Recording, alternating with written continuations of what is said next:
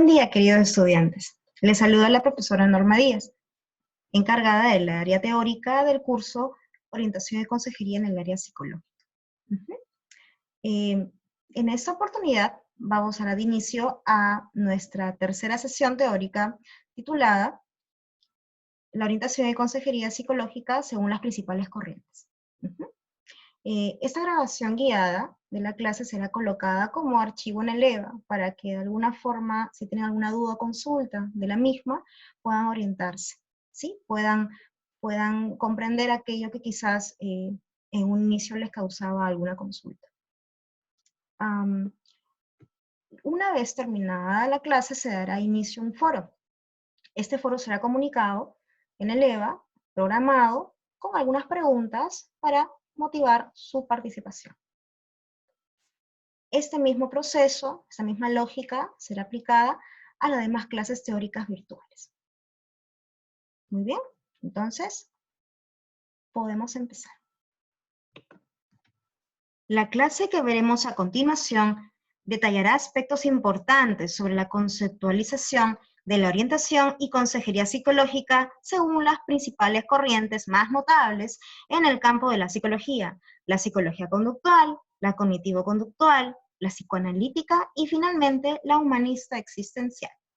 Cabe resaltar que dichas corrientes definen, como veremos, desde sus diferentes perspectivas, el problema y cómo es concebida la ayuda, así como también vías de acción según la teoría propuesta, adquiriendo un valor notable en la práctica a través del tiempo.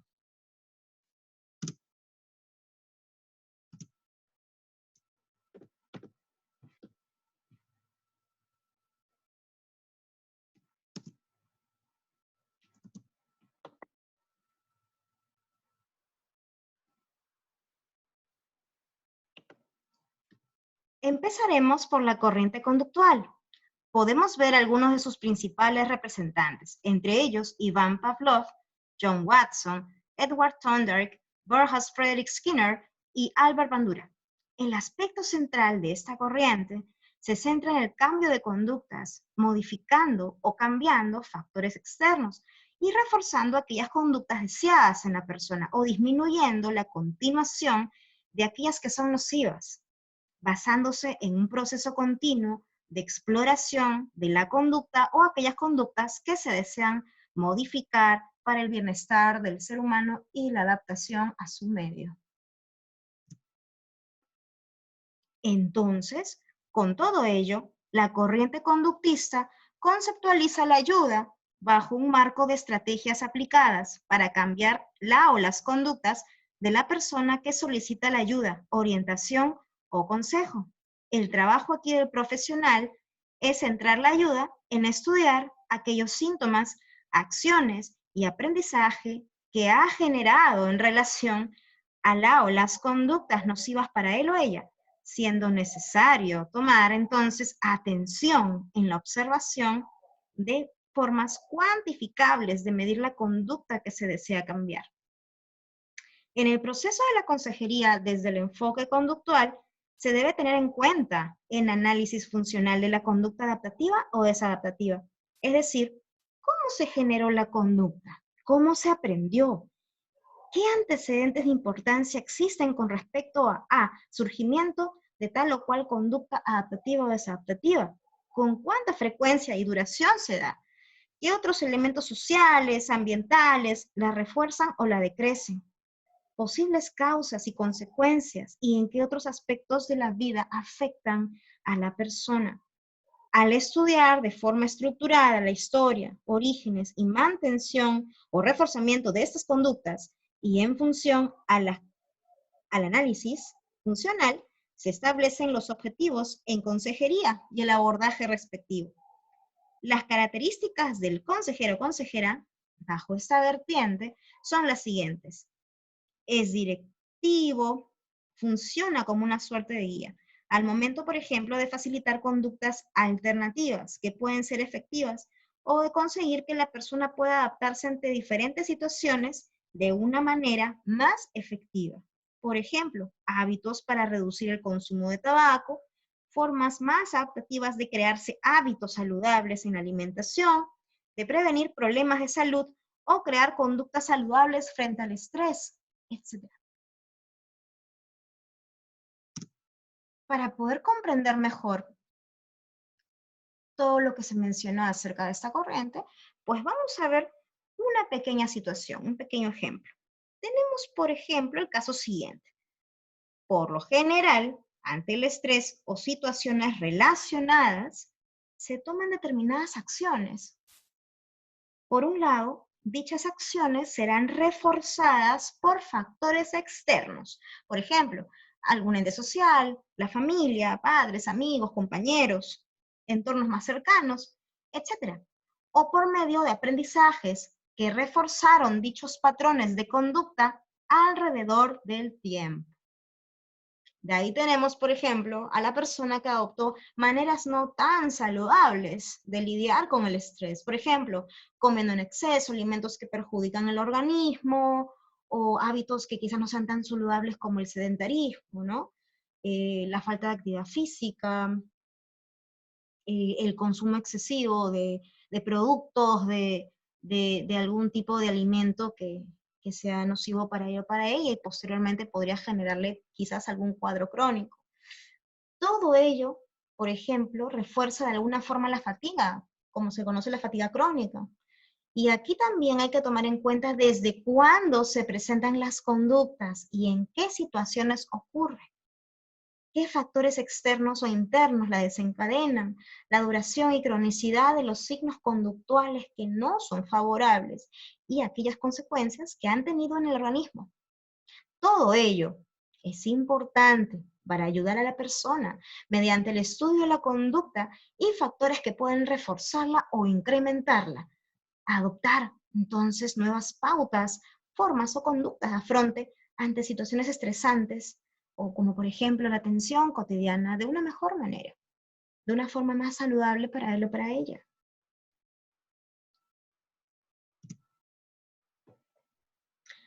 Entonces, la consejería y orientación psicológica bajo el enfoque conductista sigue entonces los siguientes marcos de acción. Como primer punto, tenemos el identificar la conducta que se desea eliminar. Como segundo punto, identificar aquellos factores externos que refuerzan la conducta y la mantienen. Como tercer punto, se efectúa la eliminación pautada y sistemática de aquellos factores que mantienen la conducta no deseada. Y finalmente, se enseñan y refuerzan conductas nuevas y deseables o saludables para la adaptación de la persona a su medio.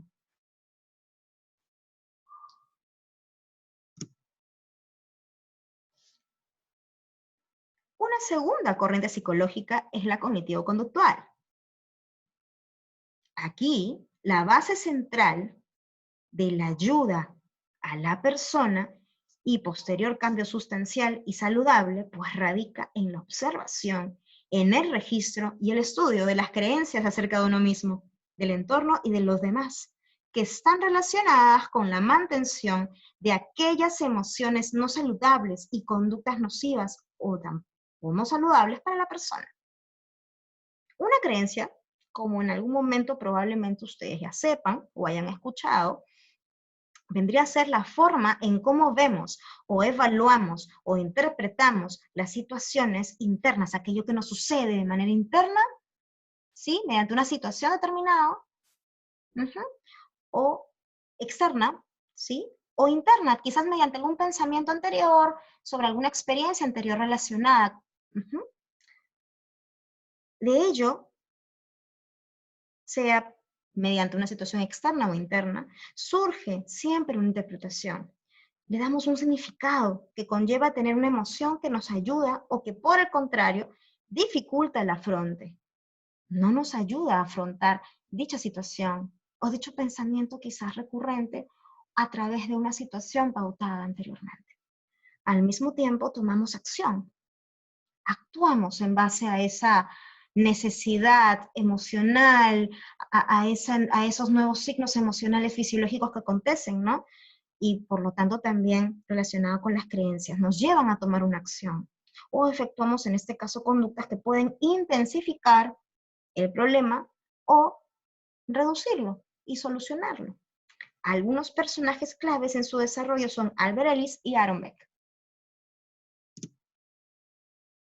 Como decíamos en el plano anterior, el objetivo aquí consiste en modificar aquel sistema de creencias personales, impresiones sobre situaciones, sobre el mundo, sobre nosotros mismos y sobre los demás.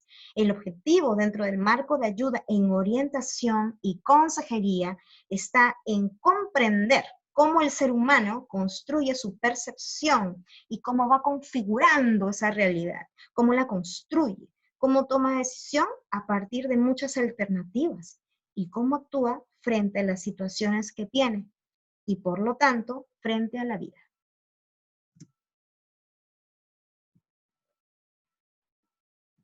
A continuación, tenemos un cuadro que muestra un modelo, ¿no?, de respuestas y creencias. Respuestas, por ejemplo, respuestas fisiológicas, ¿no? Alguna suerte de pensamiento, ¿no?, como los que conocemos, quizás los automáticos, quizás los automáticos derivan crean pensamientos nucleares de base.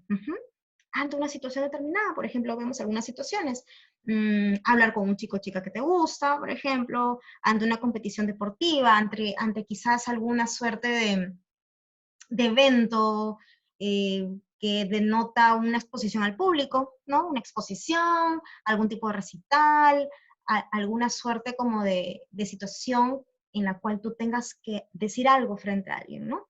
O ante un examen. Son las tres situaciones que están en ese ejemplo. Bueno, todas en este ejemplo representan una suerte de peligro, ¿no? Una suerte de temor, de miedo, ¿no? Miedo excesivo en este caso, ¿no? Como podemos ver, tomemos una de ellas. Vamos a tomar, por ejemplo, el examen. Ya, tienes tu examen, ¿no? La persona del ejemplo está ahí frente a su examen, ya es la hora, entra, ¿no? A su examen que, bueno, sobre el cual quizás ha estudiado mucho, o quizás no tanto, o medio, pero ya entró, ¿no? Ya está en esa situación. En el caso de esta persona particular, hay situaciones determinadas, ¿sí?, que desencadenan reacciones fisiológicas. Por ejemplo, ya sabe que está en examen y la reacción fisiológica que tiene es sudoración. Empieza a sudar, tensión muscular, se producen temblores, se incrementa la tasa cardíaca y respiratoria, ¿no? Y probablemente todas esas reacciones fisiológicas están relacionadas de alguna manera con el temor, con un temor excesivo ante ello. Paralelamente a ello, surge pues creencias que se activan en situaciones parecidas, ¿no? Por ejemplo, pensar en las consecuencias que va a generar esto, ¿no? Si hago mal el examen, ¿qué va a pasar? ¿Qué va a pasar? Pucha, mis papás van a estar desilusionados de mí, o pucha, se van a reír, o quizás soy el único que no sabe, o quizás ya, no sé, me estoy olvidando una respuesta, bueno, no sé, todo el examen lo generalizo totalmente, ¿no? O no, ya para qué me voy a quedar más tiempo si igual voy a jalar, ¿no? Entonces son profecías autocumplidas en este caso, ¿no?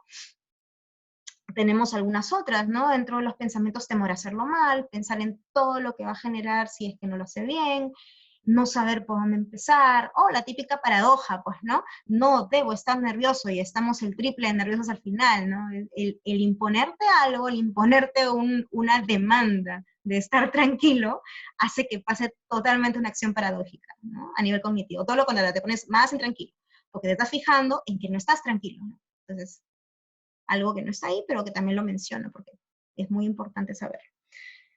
Todas estas reacciones fisiológicas, estos pensamientos que se dan en paralelo, ¿no?, y frente a la situación, de alguna forma da como resultado alguna conducta que genera una aparente tranquilidad, aparente en este caso porque, bueno, no soluciona el problema, no afronta la situación de una manera adaptativa, sino más bien la evita, ¿no? Por ejemplo, a ver, escapar, no sé, me dolió la barriga, profesor, me voy, ¿no? Entonces, me fui del examen, aparentemente estoy más tranquilo, más tranquila, pero no, lo que he hecho ha sido escapar. ¿Mm? Por ejemplo, la típica de quedarme en blanco, ¿no? Entonces, ¡pum!, nos quedamos en blanco. Porque de alguna manera hay una acción como de peligro, hay una acción como de bloqueo, ¿no? Eh, y todos estas formas de reacción conducen a algo evitativo, según el ejemplo que hemos colocado ahí. Los mitos o prejuicios aprendidos e impuestos en uno mismo frente a las situaciones también refuerzan muchas veces aquellas creencias persistentes y no tan saludables.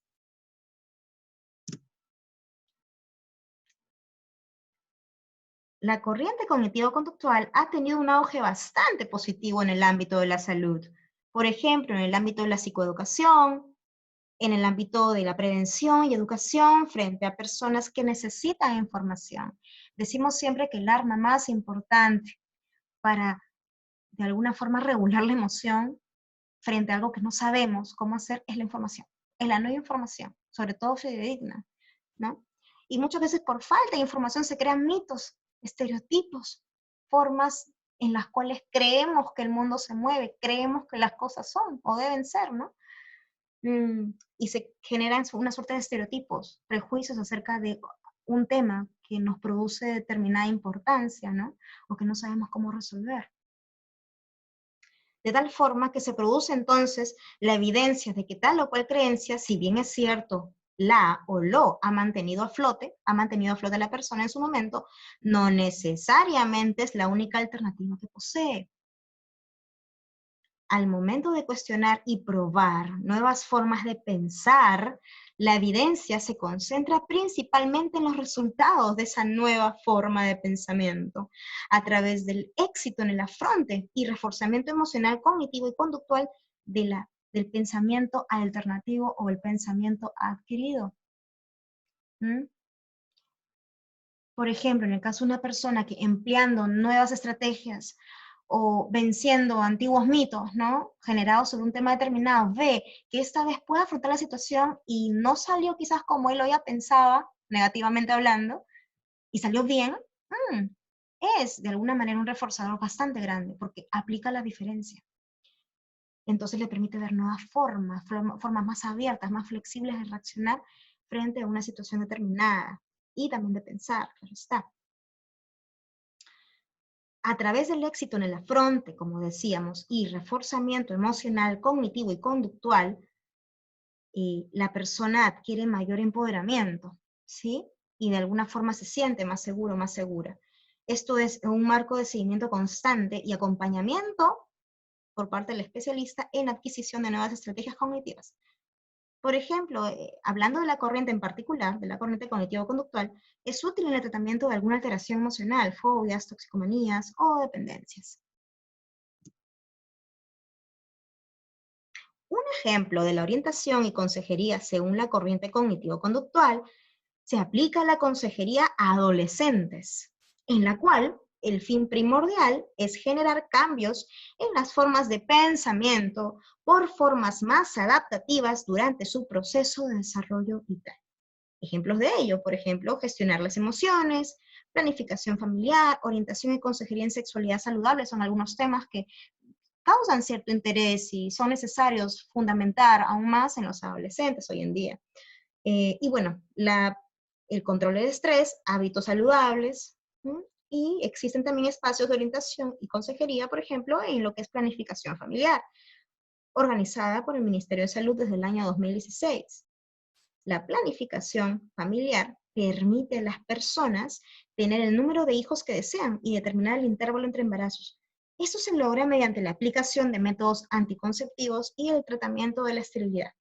La promoción de la planificación familiar y el acceso a los métodos anticonceptivos preferidos por las parejas resulta esencial para lograr el bienestar y la autonomía de las mujeres y al mismo tiempo apoyar la salud y el desarrollo de las comunidades.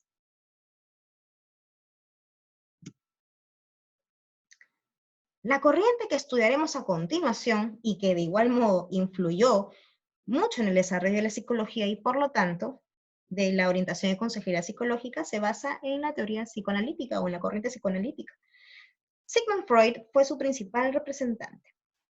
El psicoanálisis ve a la relación de ayuda como la resolución guiada por el especialista, claro está, pero hallada por el mismo consultante. Somos una suerte de guía, pero es el consultante o la consultante, aquel que encuentra, pues, digamos, la solución de ese conflicto interno, ¿no?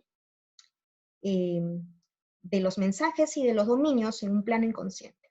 Por ejemplo, hay personas, ¿no? O quizás en algún momento alguien se haya visto en una situación similar, que por ejemplo nosotros tenemos pensado hacer A, queremos hacer A, estamos dispuestos a hacer A, ¿no? Por poner una letra A. Y terminamos haciendo Z, algo totalmente contrario, aunque no lo quiera realmente. Pasó y no sé por qué pasó, no lo quise, no, ¿no? No lo quise hacer realmente, ¿no? Pero terminé haciéndolo, ¿no? Tengo planeado tal cosa, voy a hacer esto y hago algo totalmente contrario, ¿no? O en el supuesto de no saber por qué uno piensa o hace determinadas cosas sin darse cuenta. Para González y Arriagada, en el 2004, no existe una forma exacta de determinar la relación de ayuda a modo sistemático, pero a nivel práctico estaría basado en el tratamiento del síntoma y el malestar. Asimismo, no existe un tiempo estimado del fin de las sesiones, ni un rol pautado de parte del especialista ni del proceso, siendo estas determinadas según el avance y bienestar del consultante.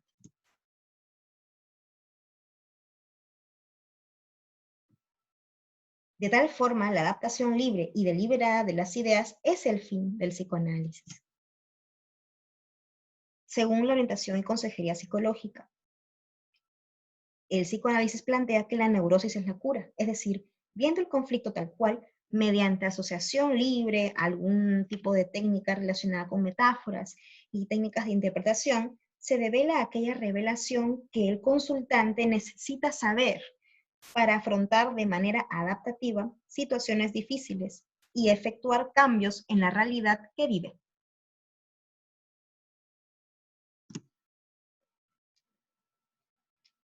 Los aspectos fundamentales, como vemos a continuación en la siguiente diapositiva, de la teoría psicoanalítica son tres: el yo, el ello y el superyo. El ello vendría a ser una suerte de pulsión emocional visceral e instintos a flor de piel, censurados por el espacio consciente, claro está, moviéndose a partir de un placer inmediato. El superyo vendría a ser una especie de padre o madre que está instalado en tu cabeza, en tu mente, en tu psique. Aquellas reglas sociales, ¿no? Pautadas socialmente, estándares normativas, ¿no?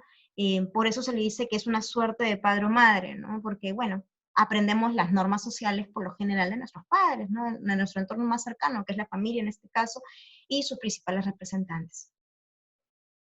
Y todo esto forma parte del superyo, que promueve que uno se acerque lo más parecido posible a la alta moralidad y el bien, que es el fin máximo. Finalmente, el yo sería aquella estructura que, según la teoría de Sigmund Freud, se encarga de hacer que la fuerza del ello, que el ello no interfiera, no se meta, ¿no? No nos dé problemas, ¿no? El ello, a ver, dentro de un plano más caricaturesco, ¿no? Más simple, más sencillo de poder digerir, es una suerte de alma libre, ¿no? Libre del verbo, no me importa cómo estén los demás, quiero tener mi máximo placer, decide en un departamento cerrado hacer una fogata, ¿no? Entonces la prende, en la vida se imagina las consecuencias porque no las ve, simplemente lo hace por instinto, por impulso, para calmar su placer, ¿no? Y decide encender una fogata porque le gusta, ¿no? Porque lo quiere hacer. La gente sale disparada, ¿no? Sale preguntándose qué pasó, hay un incendio, ¿no? Le llaman la atención y todo. ¿Y por qué lo hiciste? Ah, porque me gusta prender fogatas, ¿no? Entonces es una suerte así, es la no censura. Y muchas veces el ello causa problemas si es liberado, ¿no? Inmediatamente, porque causa deterioro en el yo, causa deterioro en nosotros. Entonces, ¿qué hace el yo? Es una suerte como de árbitro entre los dos, ¿no? Ni muy normativo, ni muy ligado a la norma al 100%, porque hay una pulsión también de una suerte de tensión por estar siempre en la norma, ¿no? Siempre en la regla, pero tampoco por el lado de dejarlo todo al libre albedrío, ¿no? Al 100% y hacer lo que uno desea, ¿no? Entonces lo que hace el yo hace como de árbitro, ¿no? Controlando aquellas dos fuerzas, pero también tiene un fin el yo. No es simplemente una entidad que limita la influencia de las otras dos, sino que tiene su propia agenda e intereses y se rige por una lógica distinta, la de pragmático, es decir, es la parte, digamos, pragmática, la parte de cálculo que se da cuenta de lo que acontece a su alrededor, ¿no? Y esto favorece la supervivencia, ¿sí?, de la persona. Finalmente, dentro de la corriente humanista existencialista, tenemos en un primer plano algunos especialistas más destacados. Por ejemplo, Abraham Maslow, Viktor Frankl, Carl Rogers y Fritz Perls. Todos ellos tenían diferentes formas de ver al hombre según cada modelo que propone y el cual vamos a examinar con detenimiento. Pero compartían una misma idea, eso sí, que vendría a describirse como el objetivo primordial en la conceptualización de la orientación y consejería psicológica bajo esta corriente: la atención a la valencia, al valor y la capacidad del propio ser humano para buscar su autorrealización y plenitud. Aquí, el interés radica sobre la búsqueda del ser humano por descubrirse a través de su propia experiencia.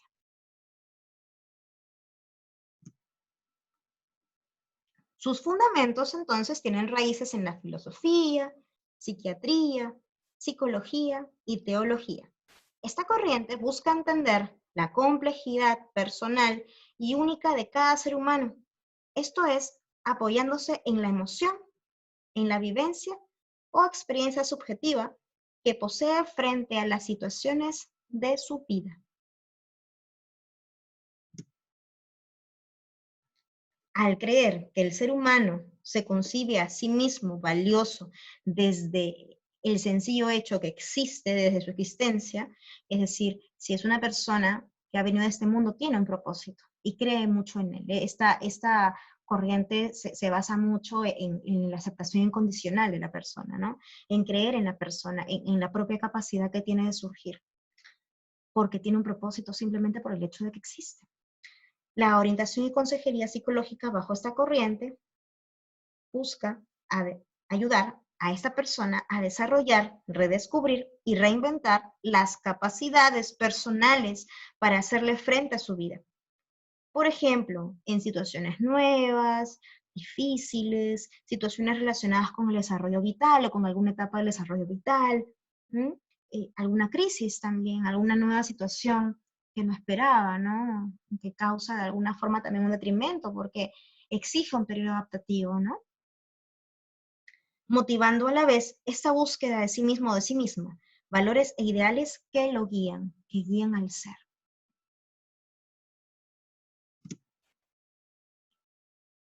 Dicho esto, el fin en la orientación y consejería dentro de esta corriente está en el redescubrimiento del ser humano dentro del proceso de ayuda, es decir, el fin de la consejería se halla en el encuentro de la persona consigo misma.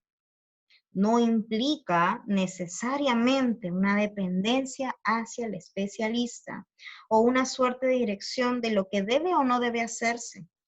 Se centra más bien en la adquisición consciente de la responsabilidad emocional, autonomía y confrontación consigo mismo, abriendo en él o en ella la develación de un conjunto más amplio de fenómenos que rigen y definen su vida, yendo mucho más allá de aprender nuevas competencias o eliminar un síntoma.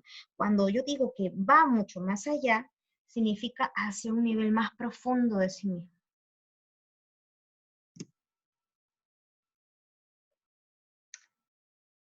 Entonces, uno de sus más grandes representantes en lo relacionado a el enfoque humanista existencial radica en Abraham Maslow.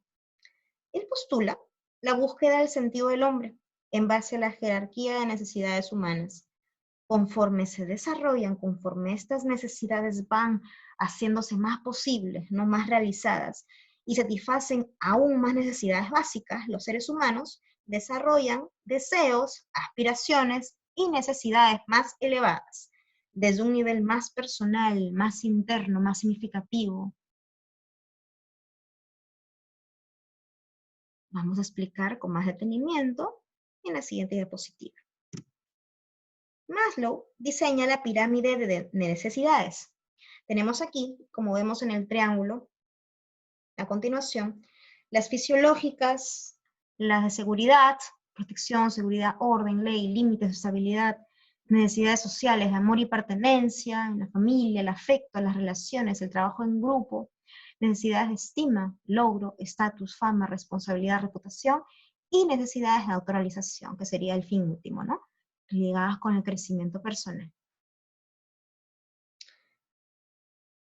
Una vez que la persona ha sabido llenar o satisfacer de forma efectiva las necesidades más básicas, irá deseando o necesitando objetivos más abstractos y significativos a nivel personal. Por ejemplo, si nos regimos bajo una propia disciplina para organizarnos, para cumplir lo que queremos, ¿no? Tenemos claro lo que queremos, estamos pautados a hacer, tendríamos aquella seguridad quizás para más adelante empezar a concientizarnos en la búsqueda de afecto, realzando nuestros círculos sociales, porque tenemos ese dominio en nosotros mismos, ¿no? Para ir comprendiendo un poco más esta pirámide, ¿sí? Y luego a tener metas o en paralelo a llegar a algo que esperamos, objetivos de vida, y por lo tanto favorecer nuestro crecimiento personal o autorrealización. Por otro lado, Fritz Perls fue uno de los precursores de la Gestalt. La Gestalt vendría a ser aquella corriente que se encuentra en el marco humanista existencial, ¿sí? Pero toma conceptos holísticos, esto es, de más de una corriente psicológica. Perls concentró sus esfuerzos en concebir al individuo como aquel ser capaz de tomar conciencia sobre sí mismo o sobre sí mismo, que acepte sus pensamientos y experiencias, convirtiéndose en el responsable propio de sus actos y de su vida. Esta nueva realidad adquiere el nombre de awareness o el darse cuenta.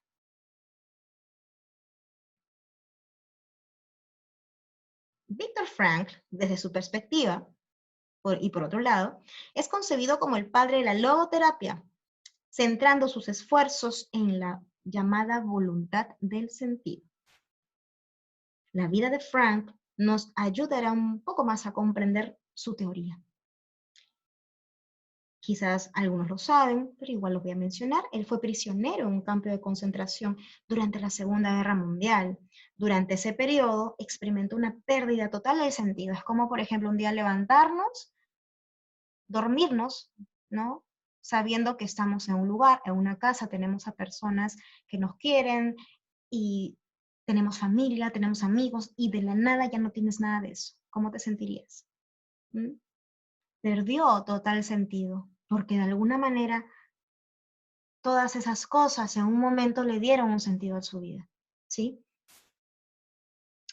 Durante ese periodo experimentó una pérdida de aquellas personas que él quería, de las cosas que solía hacer, cambió de vida totalmente. Esta realidad dura que le tocó vivir, pues, hizo que algo interior en él se encendiera, funcionara. Él postula que el hombre, con el fin de sobrevivir y darle un motivo a su vida, buscará y se empecinará en buscar un sentido al momento vivido. En la Guerra Mundial, precisamente, y bajo las vivencias impactantes que él vivió, él considera haber podido sobrevivir más que nada porque le supo dar un logos, le supo dar un sentido, según su significado. En palabras de Nietzsche, quien tiene un para qué vivir, encontrará casi siempre el cómo. Y es que el hombre se empecina en ver la felicidad como un fin y no como un medio. La búsqueda del sentido de la vida es la esencia de la misma.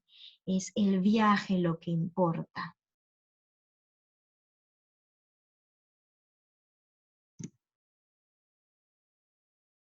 Existen 3 supuestos dentro de la teoría de la logoterapia, siguiendo con la logoterapia, y que se explicarán a continuación. A. La libertad de voluntad. Quiere decir esto que todo ser humano, según la concepción de Frank, nace libre, nace capaz de tomar sus propias decisiones. Dicha responsabilidad lo hace partícipe de la elección de su propio destino.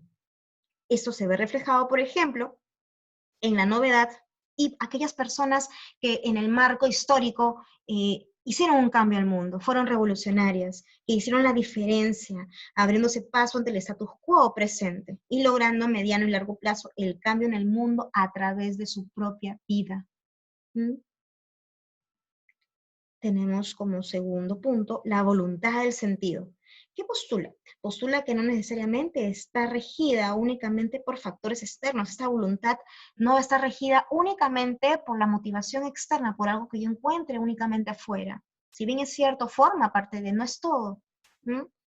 Dando importante énfasis a la propia fortaleza interior del ser humano y a su necesidad innata interior de apertura y cambio. O animatismo como se le llama, haciendo del ser humano una especie diferente a las demás. Y finalmente, C, el sentido de la vida. ¿Qué significa esto? Pues la concepción positiva de la vida es inherente al ser humano. El ser humano siempre estará en la constante búsqueda de su propio sentido y por lo tanto de su propio valor para sí mismo y para los demás, lo cual implica un sentido de interiorización y pertenencia. Yo interiorizo en mí, yo rebusco, reviso, descubro, redescubro nuevas formas que me definen o bajo las cuales yo deseo definirme, me reinvento, pero al mismo tiempo, paralelamente hablando, también proyecto esa revelación mediante algún acto positivo para los demás, perteneciendo a los demás mediante mí mismo, ¿sí? Soy consciente de mi valor y así puedo compartir ese valor haciendo algo por el otro. Y esto me da pertenencia, me da un lugar, un nuevo lugar.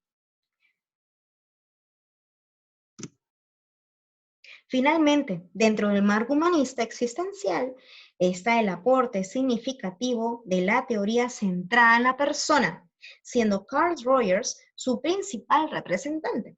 En esta teoría, la consejería busca lograr un reencuentro de la persona con sus propias capacidades, cualidades, fuerza y potencial existente. Rogers concibe al ser humano como alguien capaz de desarrollar esa valía interior, previamente inserta de manera innata.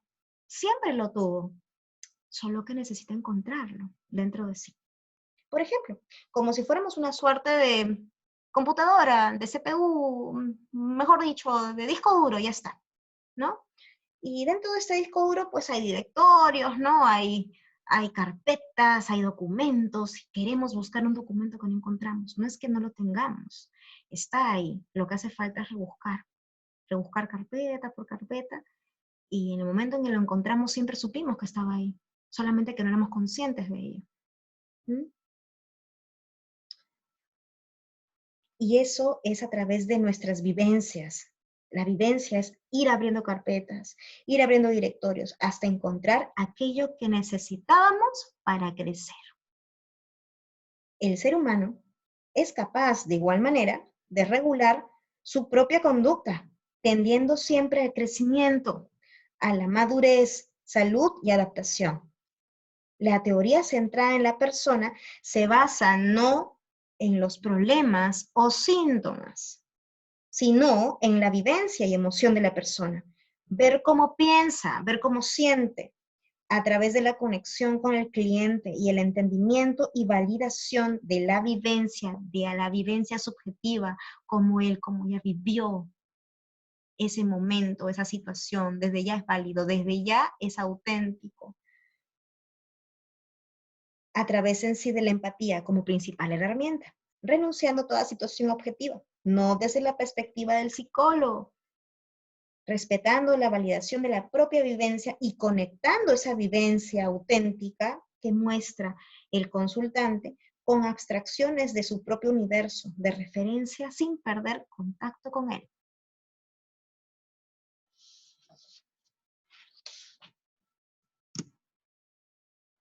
La actitud principal a recabar en el especialista o en la persona que brinda la ayuda consiste en eliminar toda clase de juicios de valor, de visión o de explicación del sentido. Si haríamos aquello desde un primer contacto, probablemente sin darnos cuenta estaríamos invalidando la autenticidad de la vivencia en el otro. eso censura de alguna manera la autenticidad, la emoción y significado de la vivencia del cliente. Estaríamos sin querer minimizando su vivencia, estaríamos invalidándolo. Y esto causa censura, claro está. Asimismo, abandonar una actitud técnica o psicológica científica, como lo narra Rogers, ayuda a situar el otro y a uno mismo por igual. Es decir, si nos libramos de todo tecnicismo, de todo sentido pues de catalogación del paciente dentro de un marco existente, dentro de un diagnóstico, y nos cerramos en ello, pues según esta vertiente, esto crea censura, pero también crea una suerte de jerarquía fantasma, ¿no? Y la idea no es jerarquizar, la idea aquí es poner al especialista y a la persona que necesita ayuda o que va por la relación de ayuda por igual. Las terminologías, señalamientos taxonómicos, diagnósticos hacia el cliente van a debilitar de igual manera el sentido de ayuda y comprensión de la experiencia misma. La empatía es el ingrediente sustancial. Es aquel factor fundamental en la ecuación de ayuda dentro de este marco, la cual es definida como aquella que dentro de un proceso de ayuda permite al cliente sentirse seguro e importante, restaurando la autoestima y debilitando mecanismos de defensa que harán posible la autenticidad en la interacción de ayuda, aceptando las propias emociones, abriendo de esta manera nuevas maneras de comprender dicha vivencia. Esto es combinado con emociones auténticas y acompañamiento en ese descubrir por parte del consejero, el cual favorece que el cliente se contacte con sus propios sentimientos.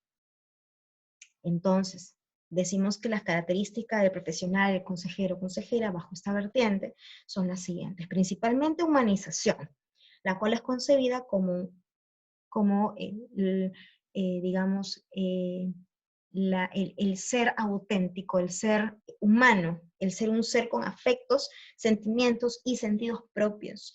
Esto efectúa en emplear una mirada positiva, incondicional al cliente, empleando receptividad y autenticidad, otorgándole finalmente seguridad y empoderamiento.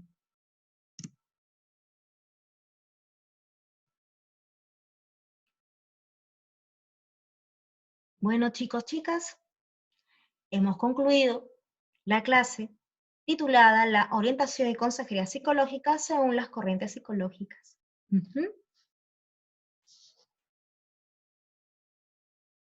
Nuevamente, muchas gracias por su atención. Les deseo un buen día.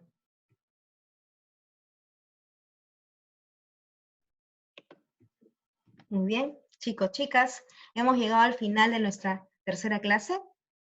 Si bien es cierto, ha sido bastante explícita, bastante explicativa, de alguna forma nos ha ayudado a entender cómo diferentes concepciones, diferentes corrientes, ¿no?, de la psicología definen desde su concepto, desde su propia conceptualización, lo que es orientación y consejería psicológica o la relación de ayuda.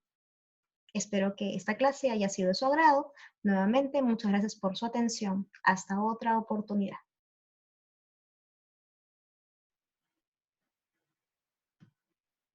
Hasta luego.